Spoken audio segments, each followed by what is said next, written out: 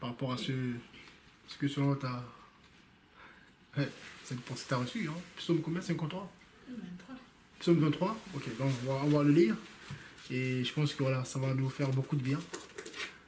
Comme quoi le Seigneur, voilà, le Seigneur parle à tous ses disciples en fait. Ouais. Donc ceux qui disent que c'est réservé seulement à certains, le Seigneur nous parle tous. Et s'il te dit quelque chose à toi, ma soeur, ben en fait, il y a le côté personnel, amen. Mais il y a des choses qui sont pour tout le corps. Ouais. Donc, du coup, c'est important aussi d'en parler, bien aimé. Et c'est là qu'on voit ce Seigneur, voilà. Ben, il parle à tout le monde. Tu peux recevoir un grand message comme ça, les gens ils l'ignorent, ils le minimisent. En fait, on passe à côté de quelque chose. Quoi. Donc, voilà. Donc on va lire. Tu vas lire, ma soeur, de toute façon. Donc psaume 23, gloire au Seigneur. Tu peux lire, ma soeur. Yahweh est mon berger, je ne manquerai de rien. Il me fait reposer dans de verts pâturages. Il me dirige près des eaux paisibles. Il restaure mon âme et me conduit dans les sentiers de la justice pour l'amour de son nom. Même quand je marcherai dans la vallée de l'ombre de la mort, je ne craindrai aucun mal, car tu es avec moi. Ton bâton et ta houlette me consolent. Tu dresses devant moi une table en face de mes adversaires. Tu oins d'huile ma tête et ma coupe déborde. Quoi qu'il en soit, la bonté et la miséricorde m'accompagneront tous les jours de ma vie et j'habiterai dans la maison de Yahweh pour toujours. Amen. Amen. Donc ma soeur, bien là, dis-moi un peu. Toi, tu reçois ce verset, ce chapitre. Normalement, comment je veux dire, quand on parle de ce chapitre-là, souvent c'est « Ah, c'est bien, Yahweh mon berger. » Amen. C'est encourageant. Mais toi, ce que tu as reçu, c'est une interrogation. C'était quoi? En gros, je vais juste avoir ta pensée. Amen. C'est important. Imagine-moi, je suis pas dans la parole du tout, et moi je dis ce psaume-là. Mais je le dis, mais je comprends pas le sens en fin de compte. Voilà. Je le dis comme ça en fin de compte. Vu qu'il est écrit Yahweh mon berger, mais il est mon berger. Mais encore une fois, si je suis pas dans la bergerie, il peut pas être mon berger. C'est ça. Par exemple, regarde, il y a les bergers là, les moutons et tout. Ils ont leur troupeau, mais à côté il y a d'autres qui ne font pas partie de sa bergerie, tu vois. Le mouton va pas dire que ce berger-là c'est mon maître, parce que c'est pas son maître. Tu vois ce que je veux dire? Et voilà, quand je me pose des questions, quand je vois les gens ils publient tout ça par exemple, sur Facebook ou peu importe, ils t'envoient un truc comme ça, moi je me dis, voilà quoi. Je suis pas dans la bergerie, je suis pas son mouton, quoi. Je suis pas sa brebis, quoi. C'est ça. Voilà, quoi. Je pense que c'est une grande question aujourd'hui. Tout le monde, hein, bon, à part ceux qui ne sont pas chrétiens, mais tous ceux qui sont nés de familles chrétiennes le disent. Ouais, non, mais l'Éternel est mon berger. Alors, Yahweh est mon berger, je manquerai de rien et tout. Mais est-ce que réellement, tous ceux qui le disent sont réellement les brebis du Seigneur? Parce que c'est ça l'idée. Est-ce que tu es brebis du Seigneur? C'est ça en fait. Et du coup... Et aussi, il me dit... Des fois, ça me fait rire. Comment il peut être ton berger? Il t'appelle, tu viens pas. Voilà. Comment tu peux prétendre qu'il est ton berger et quand tu entends parler de lui, tu fuis? Amen. Voilà, je pense que c'est un message qui est... Quand ils entendent qu'on parle de Dieu, peu importe la personne, hein, ceux qui sont pas chrétiens, tu vas leur dire, voilà, Jésus t'appelle, ils fuient. Mais après, c'est eux qui vont te dire, il est mon berger. C'est ça le truc. Alors, comment tu peux prétendre qu'il est ton berger alors que et tu n'acceptes pas l'appel du Seigneur? En fait, ça, c'est une question qui est beaucoup liée au monde du christianisme. Hein. Ceux qui sont, que ce soit traditionnels, voilà. Parce qu'on sait que voilà, un musulman ne dira pas ça. Voilà. S'il le dit, mais il pensera à autre chose. Mais en général, on le voit, cette hypocrisie dans le milieu chrétien aujourd'hui. Oui, mon berger, l'Éternel mon berger. Mais du coup, quand tu poses la question aux personnes, mais oui, tu le dis, mais pourquoi tu ne réponds pas à son appel? Et du coup, là, les gens, ils sont un peu bloqués. Et du coup, qu'est-ce qu'ils disent souvent? Ne juge pas, voilà, me condamne. Et pourtant, on ne condamne pas. Non, mais juste que tu dis qu'il y a ton berger. Mais le Seigneur dit dans Jean 10, on va lire quelques versets. Jean 10. Ça, on a dit quoi? On prend Jean 10, vraiment, ça répond à ça. Hein. Et c'est tellement vrai que là, le Seigneur ici, Dans Jean 10, le Seigneur il ne parle pas il ne s'adresse pas aux nations. Il s'adresse aussi au fils d'Abraham. Donc là, il est physique, hein, bien sûr. Le descendant d'Abraham physique. Donc là, il s'adresse comme nous aujourd'hui. Tout le monde est chrétien, mais est-ce que tout le monde est du Seigneur? Non. Donc ici, le Seigneur, en fait, il s'adresse aux Israélites, aux Juifs. Donc c'est les descendants d'Abraham physique. Mais quand il dit, donc Jean 10, on va lire, voilà, Jean 10, 27, il dit, mes brebis entendent ma voix, je les connais, et elles me suivent. Bon. Ça peut être contradictoire, il dit, mais normalement, ceux qui sont autour de lui sont censés le suivre. Parce que c'est le fils d'Abraham, donc normalement, il n'y a pas de débat. Mais comment il peut dire ça devant ces gens-là? Ça pose des questions. C'est-à-dire qu'il y a plusieurs bergers. Voilà. Il y a plusieurs brebis. Donc, une brebis qui est voilée, voilà, peut croire que Yeshua Mashiach est son berger. Or, en fait, c'est faux. On le reconnaît comment? Par leurs œuvres. C'est tout, en fait. Voilà. Si tu te dis du Seigneur, ben, tu fais le contraire de ce qu'il dit. Regarde. Et celui qui est du Seigneur va dire, oui, tu as raison, je dois répondre à l'appel, parce que là, ce que je fais, c'est pas bon. Mais celui qui n'est pas du Seigneur va dire quoi? Arrête de me juger, là. Non, je ne te juge pas. Juste, tu mets face à tes contradictions. Tu dis que le Seigneur est ton berger. Or, le berger dont tu parles, là, il a quoi? Il a une houlette. C'est-à-dire que là, c'est quoi? Quand une brebis n'écoute pas. Mais toi, si tu étais sa brebis, normalement, il t'aurait chopé depuis tout à l'heure. Il t'aurait pas laissé longtemps hors de l'enclos. Parce que le berger, il y a la bergerie, il y a... Voilà. Mais toi, tu es hors. Il dit qu'il est ton berger, il ne vient pas te chercher. C'est quand même bizarre. Il n'est pas du genre à laisser ses brebis dehors. Au contraire, il dit lui-même, je laisserai 99% de mes brebis pour aller chercher celles. Mais toi, il ne veut pas te chercher, pourquoi? T'es sûr qu'il y a du Seigneur? Alors, donne ta vie au Seigneur. Réponds-toi. Et là, si tu te réponds, il viendra te chercher. Parce que là, quand tu vas crier, il va t'entendre. Et il viendra te chercher. Mais là, tu as beau crier, vu que tu ne lui appartiens pas. Mais fais attention, tu vas tirer des loups. Parce que quand tu cries, mais attention, crie pas trop fort. Parce que là,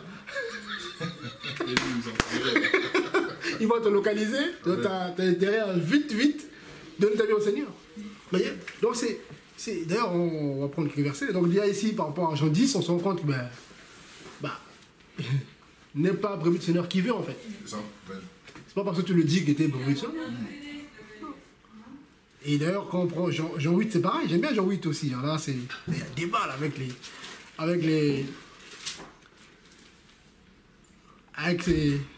on va dire, avec ses frères, biologiques, amen, par rapport à l'humanité, hein, le Yeshua Mashiach. Là, il y a débat. Quand on prend Jean 8, on va lire à partir... voilà, on va lire à partir du verset 19 là-bas. Bon, quoi, tu peux lire, ou, frère, tu peux lire. J'aime bien ce passage-là. Jean 8, 19. Oui. Alors ils lui dirent, où est ton père? Yahushua répondit, vous ne connaissez ni moi, ni mon père. Si vous me connaissiez, vous connaîtriez aussi mon père. Verset 20. Yeshua dit ces paroles dans le trésor. Yeshua dit ces paroles dans le trésor, enseignant dans le temple, mais personne ne le saisit, parce que son heure n'était pas encore venue. Verset 21. Alors Yeshua leur dit encore, je m'en vais et vous me chercherez et vous mourrez dans votre péché. Vous ne pouvez pas venir là où je vais. Verset 22. Les Juifs disaient donc, se tuera-t-il lui-même? Puisqu'il dit, vous ne pouvez pas venir là où je vais. Verset 23. Et il leur dit, vous êtes d'en bas, moi je suis d'en haut. Vous êtes de ce monde, mais moi je ne suis pas de ce monde. Verset 24. C'est pourquoi je vous ai dit que vous mourrez dans vos péchés. Car si vous ne croyez pas que je suis, vous mourrez dans vos péchés. Verset 25. Alors, ils lui dirent, toi, qui es-tu? Et Yeshua leur dit, le commencement, ce que je vous dis aussi. Verset 26. J'ai beaucoup à dire sur vous et à juger. Mais celui qui m'a envoyé est vrai. Et les choses que j'ai entendues de lui, je les dis pour le monde. Ils ne comprirent pas qu'il leur parlait du Père. Et je leur dis donc, quand vous aurez élevé le Fils humain, vous connaîtrez alors que je suis et que je ne fais rien de moi-même, mais que je dis ces choses selon ce que mon Père m'a enseigné. Verset 29. Et celui qui m'a envoyé est avec moi. Le Père ne m'a pas laissé seul, parce que je fais toujours les choses qui lui plaisent. Comme il disait ces choses, beaucoup crurent en lui. Yahushua donc disait aux Juifs qui avaient cru en lui, si vous demeurez dans ma parole, vous serez vraiment mes disciples. Verset 32. Et vous connaîtrez la vérité, et la vérité vous rendra libre. Verset 33. Et ils lui répondirent, nous sommes la postérité d'Abraham, et nous n'avons jamais été esclaves de personne. Comment donc dis-tu, vous deviendriez libres? Tu peux recommencer, s'il te plaît? Juste au-dessus, le verset avant. Le verset 32. Et vous connaîtrez la vérité, et la vérité vous rendra libre. Et ils répondirent quoi? Nous sommes la postérité d'Abraham, et nous n'avons jamais été esclaves de personne. Comment donc dis-tu, vous deviendrez libres? Vous voyez déjà? Donc ici, on comprend que il s'adresse aux Israélites qui se croyaient être libres. C'est un peu l'image des brebis en fait. Voilà. Et pour eux, on est d'Abraham. Donc toi là, écoute, arrête de parler. Nous, on sait d'où on est, on sait que nous sommes. En fait, non, ils ne savaient pas qui c'était en fait. Ils ne connaissaient pas leur identité. Et le Seigneur dit qu'après la suite, mon frère, excuse-moi, donc la suite, qu'est-ce qu'il leur dit? Dans verset 33, ils lui répondirent. Non, c'est verset 34, ouais. Yeshua leur répondit. Amen, amen, je vous dis que quiconque pratique le péché est esclave du péché. Voilà. Vous voyez? Or, l'esclave ne demeure pas toujours dans la maison. Et le Fils, il demeure toujours. Voilà. Et si donc le Fils vous affranchit, vous serez vraiment libre. Amen. Vous voyez? Donc le Seigneur s'adressait aux descendants d'Abraham. Et pour leur confirmer cela, qu'est-ce qu'il dit? Il dit, verset 37, je sais que vous êtes de la postérité d'Abraham. Vous voyez, Seigneur? Vous voyez? Donc il leur rappelle. En fait, il fait la différence entre ces brebis selon la chair et ces brebis selon l'esprit. Ce qui compte, ce sont les brebis selon l'esprit. Parce que là, selon la chair, les brebis faisaient n'importe quoi. Ils marchaient par leur volonté, ils étaient... Là, ces brebis faisaient n'importe quoi. Donc du coup, ils étaient plus sous son contrôle. Ils étaient mélangés, tradition d'hommes, les pharisiens, tout ça, donc, qui enseignaient n'importe quoi. Donc du coup, ils étaient plus ces brebis en fait. Après, il le dit, parce que quand on dit le verset 37, je sais que vous êtes la postérité d'Abraham, mais vous cherchez à me faire mourir. C'est contradictoire quand même. S'ils sont d'Abraham, le père de la foi, normalement ils sont censés m'aimer, parce que je dis la vérité. Abraham a parlé de lui, c'est vrai. Voilà. Et il dit, voilà, parce que ma parole ne trouve pas d'espace en vous. Ça, en fait. Donc vous êtes d'Abraham, mais en même temps, ma parole n'est pas en vous. C'est contradictoire quand même. Bien comme aujourd'hui c'est pareil. Je suis chrétien, mais en fait, il n'y a rien du Seigneur en toi. Mais pourtant ils se disent, on est d'Abraham. Non, c'est ce que vous croyez en fait.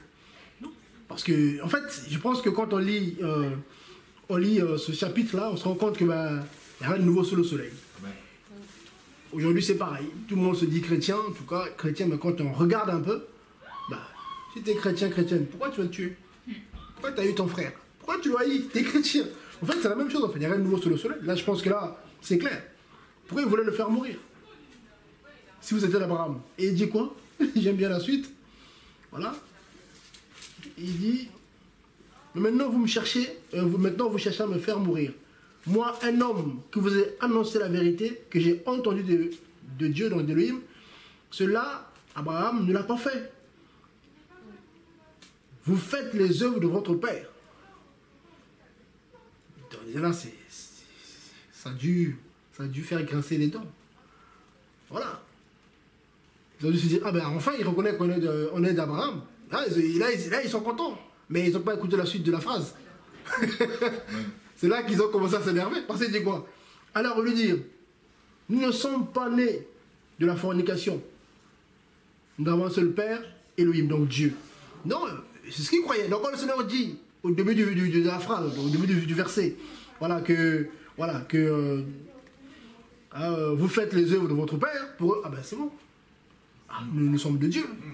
Ah ben enfin, non, on dit attendez. Verset 42. Yeshua donc leur dit, si Dieu était votre Père, vous m'aimeriez. Car c'est de Dieu que je suis sorti et que je viens. Car je ne suis pas venu de moi-même, mais celui qui m'a envoyé. Pourquoi comprenez-vous pas mon langage? C'est parce que vous ne pouvez pas écouter ma parole.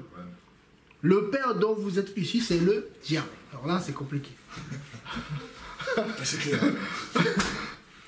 Là, c'est compliqué. C'est compliqué. Voilà. Et vous voulez accomplir les désirs de votre Père. Il était meurtrier dès le commencement, mais c'est pareil aujourd'hui. Je suis brebis du Seigneur. Voilà. Mais pourquoi tu as eu ton frère?